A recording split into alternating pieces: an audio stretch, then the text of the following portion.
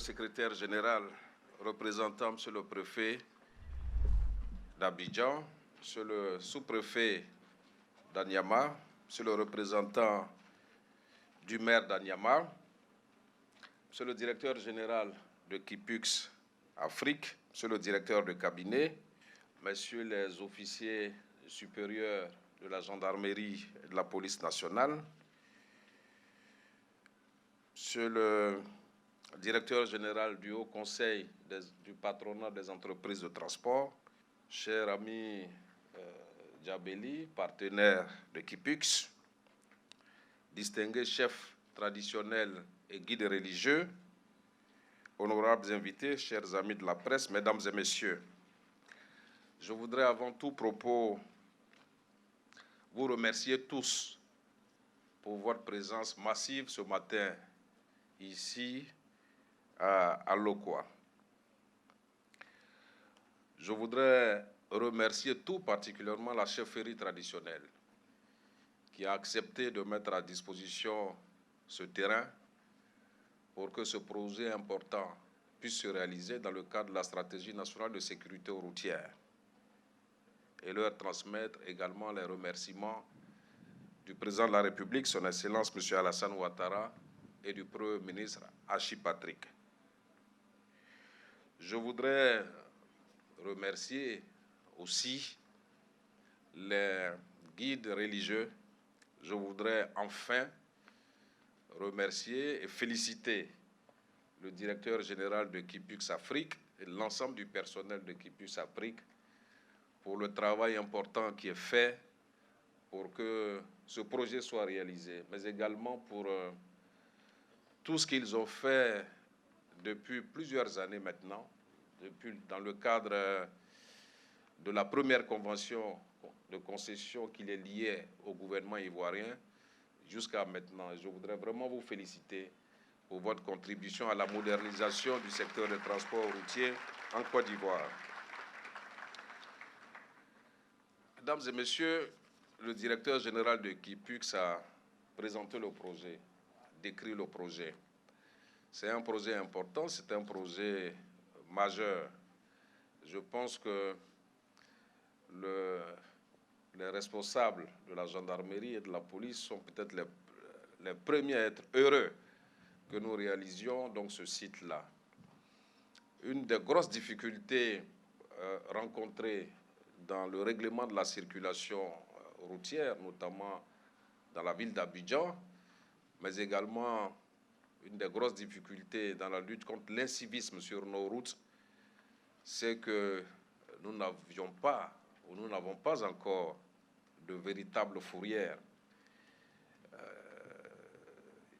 Nous avons mené ensemble un certain nombre d'opérations. Et très vite, on a constaté qu'il y avait des difficultés à achever ces opérations parce que même quand ils arrêtent les gens, ils ne savent même plus où déposer les voitures. Bon.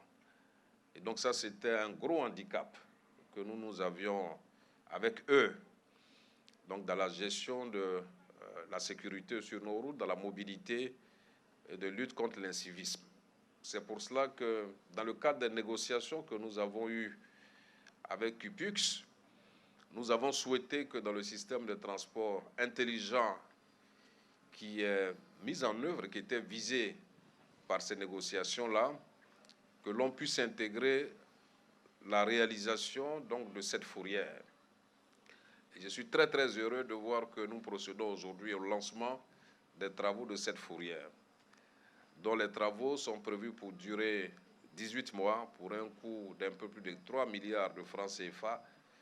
Je souhaiterais que nous la réalisions un peu plus vite, que d'ici la fin de l'année prochaine, donc cette fourrière soit disponible. Je suis très fier du travail qui a été fait parce que cela a été dit dans l'élément que vous avez vu tout à l'heure. Cette fourrière va être la première, la plus grande fourrière administrative de toute la sous-région. Une fourrière moderne avec beaucoup de commodités dedans, mais également une fourrière qui me permettra, moi, de faire en sorte que donc, la sécurité sur nos routes soit assurée. J'ai demandé au directeur général de Kipux d'intégrer dans ce projet aussi des stations de contrôle technique. Parce que tous ceux qu'on prendra qui n'ont pas le contrôle technique et qui seront amenés ici devront avoir leur contrôle technique sur le site avant de sortir. Et cela est important pour moi. Il ne s'agit pas seulement donc de mettre dans la fourrière des gens qui ont commis des infractions ou qui ne respectent pas le code de la route. Il s'agit aussi de faire en sorte que lorsqu'ils sortent de ce site, qu'ils soient en règle. Donc, tous ceux qui ne sont pas en règle ne devront pas sortir de la fourrière. C'est pour ça qu'il y aura aussi à l'intérieur, en plus donc, de la station de service technique, il devra avoir aussi au moins un garage automobile, donc pour que les travaux qui doivent être faits sur les véhicules soient faits à l'intérieur de la fourrière avant de sortir. Cela est important aussi pour nous. Avec l'accompagnement donc informatique de la digitalisation, les propriétaires de véhicules sauront exactement où ces véhicules se trouvent, pourront les récupérer. Et je suis très très heureux que nous mettions ça en place.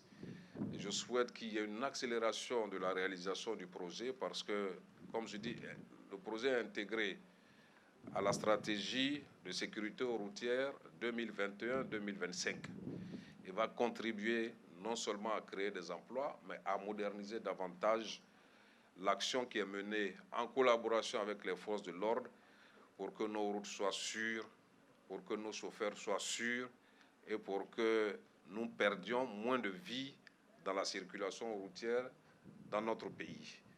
Nous allons commencer des réflexions bientôt, en accord avec M. le Premier ministre, pour réaliser aussi dans un certain nombre de grandes villes, à la périphérie d'un certain nombre de grandes villes, à l'intérieur du pays, des fourrières administratives, en relation avec les ministres-gouverneurs et les présidents de conseils régionaux.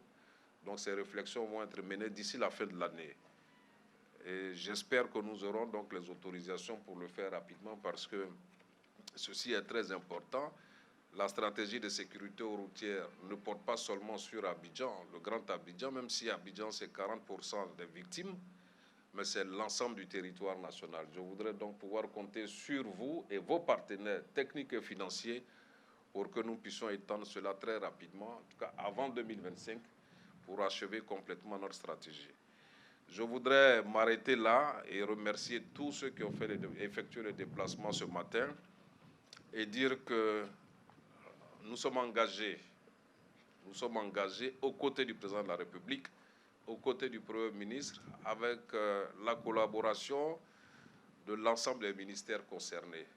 Le ministère d'État, le ministère de la Défense, le ministère de l'Intérieur et de la Sécurité, notamment, pour que nos routes soient sûres. Et vous pouvez compter sur nous pour que cette stratégie soit mise en œuvre de façon intégrale. Je voudrais encore une fois vous remercier de votre aimable attention.